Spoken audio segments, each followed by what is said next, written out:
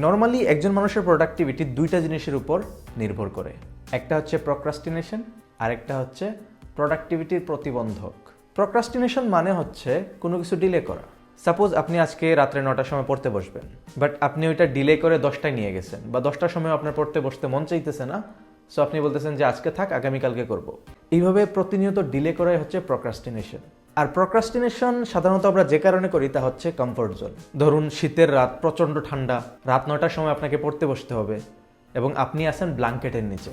So blanket থেকে বের হয়ে পড়তে বসতে আপনার মন চাইবে না, আপনি প্রক্রাস্টিনেট করবেন। 2 নম্বর ফ্যাক্টরটা হচ্ছে প্রোডাক্টিভিটির প্রতিবন্ধক। আপনার আজকে টার্গেট ছিল আপনি 2 ঘন্টায় একটা চ্যাপ্টার পড়বেন, কিন্তু দেখা গেল যে আপনি 2 ঘন্টায় কেবল 2 পেজই পড়তে পারছেন, যেখানে আপনি 2 ঘন্টায় একটা চ্যাপ্টার কমপ্লিট করতে পারতেন। বাট এখানে আপনি যে কাজটা করছেন তা হচ্ছে এই 2 ঘন্টায় আপনি পড়ছেন, বাট পড়ার মাঝখানে আপনি 10 বার মোবাইল ফোন হাতে নিছেন। এই কারণে আপনার 2 ঘন্টার মধ্যে একটা মেজর টাইম ওইখানে চলে গেছে এবং আপনি আপনার পড়াতে কোনোভাবেই ফোকাস করতে পারেননি।